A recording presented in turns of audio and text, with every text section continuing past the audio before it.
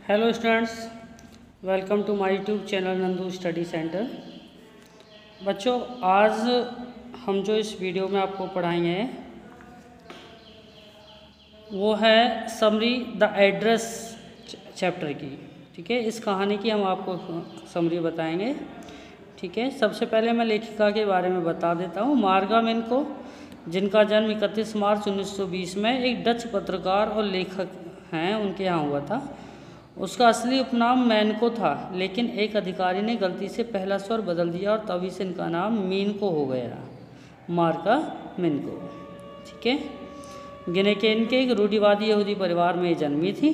1938 में ब्रैडशे कॉरेंट पर एक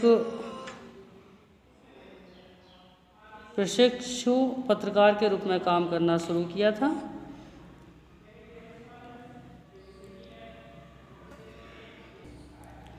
देखिए, इस कहानी में जो लेखिका हैं हमें वो बताती हैं कि युद्ध के बाद एक बेटी अपनी माँ के सामान की तलाश में हॉलैंड में अपने मूल स्थान पर कैसे जाती है।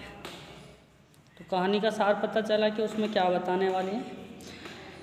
देखिए, कहानी की शुरुआत में ये बताया गया है कि कैसे लेखक का उसकी माँ के सामान की तलाश में युद्ध के बाद उसके मूल स्थान पर जाने पर उसका स्वागत किया गया है। यानी ये बताया है कि जब वो उस सामान को ढूंढ रही थी तो जब उसका स्वागत कैसा किया गया। ठीक है, कह रहे हैं मार्कोनी स्ट्रीट में हाउस नंबर 46 की घंटी बजाने के बाद, ध्यान देना, मार्कोनी स्ट्रीट में हाउस नंबर 46 की घंटी जब उन्होंने बजाई तो एक महिला ने दरवाज़ा खोला। एक लेडी निकल के आई और उन्होंने दरवाज़ा खोला। परिचय किए जाने पर, जब उनसे यानी बातचीत हुई, अपना परिचय दिया, तब महिला चुपचाप उसे घूरती रही।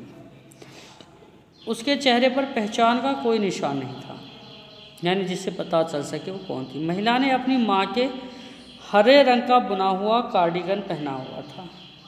ध्यान देना, क्या चीज़ पहनी हुई थी? माँ के हाथों का बना हुआ कार्डिगन, वो भी हरे रंग का। कथाकार समझ सकता है कि उसने कोई गलती नहीं की थी। उसने महिला से पूछा कि क्या वह उसकी माँ को जानती है। महिला इस बात से मना कर देती है। वो कहती है, नहीं, मैं तुम्हारी माँ को नहीं जानती। लेखिका कुछ समय के लिए उससे बात करना चाहती थी। वो क्या चाहती थी? चलिए ठीक है, आप जानते हो या नहीं जानते हो, लेकिन फिर भी आपसे मेरा बात करने का मन है। लेकिन महिला ने जल्दी से दरवाज़ा बंद कर दिया। दरवाज़ा बंद कर लिया सर। कथावाचक वहाँ कुछ देर के लिए रुक गई। ठीक है, ये जो हमारी कहानीकार हैं वो वहाँ कुछ देर के लिए रुक जाती हैं और फिर वहाँ से चली जाती हैं। इसके बाद के खंडों में कहानीकार के बीते दिनों की यादें बताई जाती हैं। देखिए, क्या बताया जाता है कि क्या उसके बीते दिनों में हुआ। उसकी माँ ने युद्ध के दौरान वर्षों पहले पता प्रदान किया था। वह कुछ दिनों के लिए घर चली गई थी। उसने देखा कि कहर की विभिन्न चीज़ें गायब थी। ठीक है, उस समय उसकी माँ ने उसे श्रीमती डार्लिंग के बारे में बताया। वह लेखिका की माँ की पुरानी परिचित थी, यानी लेखिका की माँ ने बताया कि वो मेरी जान पहचान वाली हैं। ठीक है, श्रीमती डार्लिंग के उनका नाम था। वह लेखिका की माँ की पुरानी परिचित थी। हाल ही में उन्होंने उसके साथ संपर्क नवीनीकृत किया था और नियमित रूप से वहाँ आती रही थी।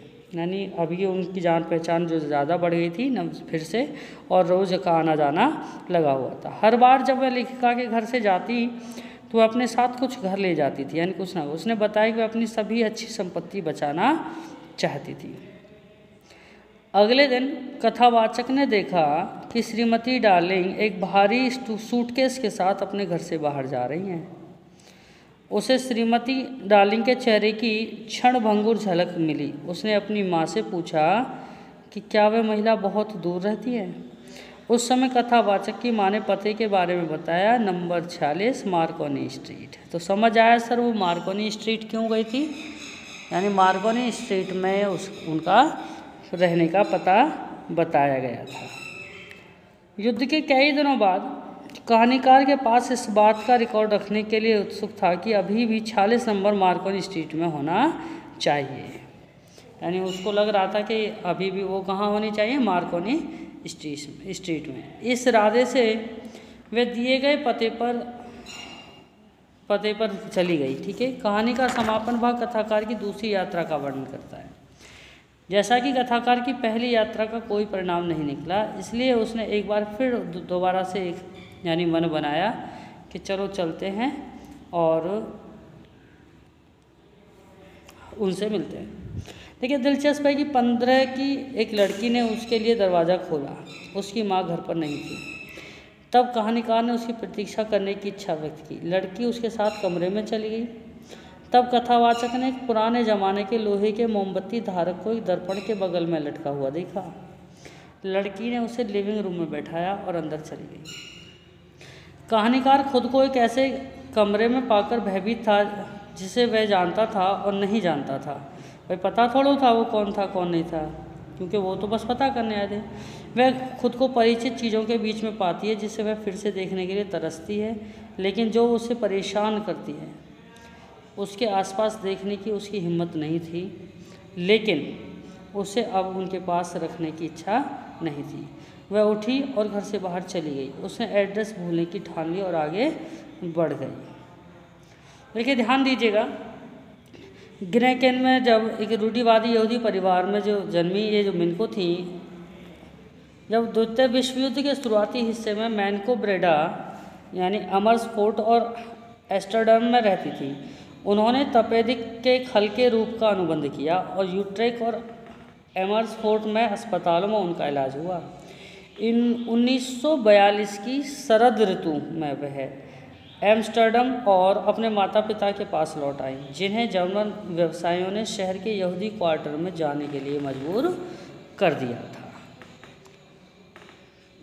बाद में युद्ध में मिनको के माता पिता, उसका भाई और उसकी बहन सभी को निर्वासित कर दिया गया था, यानी उन्हें वो घर से निकाल दिया गया था कि तुम यहाँ नहीं रह सकते। लेकिन खुद को गिरफ्तार करने से बचने के लिए उसने बाकी युद्ध को छुपाने में बिताया और वह परिवार का एकमात्र उत्तरजीवी थी, यानी जो लेखिका थी वही अकेली बची थी। उसे नया नाम मार्गा फेसिस भी मिला, जिसका पहला भाग उसने उपयोग करना जारी रखा। मिनको ने कवि और अनुवादक बर्ट वोतेन, हाँ तो सर हम बता रहे थे कि मिनको ने कवि और अनुवादक बर्ट वोतेन, ठीक है, उनसे शादी की, जिनसे वह 1938 में मिली थी और जिनके साथ वह युद्ध के दौरान छिप गई थी। युद्ध के बाद उन्होंने कई समाचार पत्रों पत्रिकाओं में काम किया है। उनकी 2 बेटियां हैं, जिनमें से एक लेखक जेसिका वेटेन है। देखिए, लेखिका के बारे में भी कुछ थोड़ा सा ओवरव्यू आपको मैंने दिया है, क्योंकि कई बार स्नैपशॉट में हमसे जीवनी पूछ ली जाती है, तो मैंने उसको इसी में ऐड कर दिया है। ठीक है, इसमें जो कहानी है द एड्रेस, ये एड्रेस मार्कोनी स्ट्रीट का एड्रेस है, जिसको उसकी माँ ने युद्ध के दौरान या युद्ध से पहले जब उनकी परिचित यानी लेखिका की जो माँ थी, उनकी जो दोस्त थी, जब उनके घर आती थी और वहाँ से जाती थी, तो उस टाइम पे उन्होंने पूछ लिया था ये कौन है, कैसे आती हैं।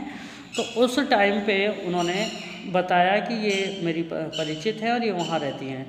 तो सर सभी के साथ जैसा होता है कि मान लीजिए कई बार जब परेशानी में इंसान होता है तो उसे परिचित लोगों के पास जाने का मन होता है। तो वो युद्ध के बाद जब छिप गई थी तो उन्होंने सोचा शायद मेरी माँ भी जिंदा हो, और ज़िंदा होंगी तो कहाँ गई होंगी, मार्कोनी स्ट्रीट ही गई होंगी अपने परिचित के पास। तो वो वहाँ उन्हें ढूंढने के लिए जाती हैं। इसी का नाम दिया है एड्रेस। ठीक है, द एड्रेस इसी को बोला है उन्होंने। क्लियर? तो ये थी हमारे द एड्रेस की समरी।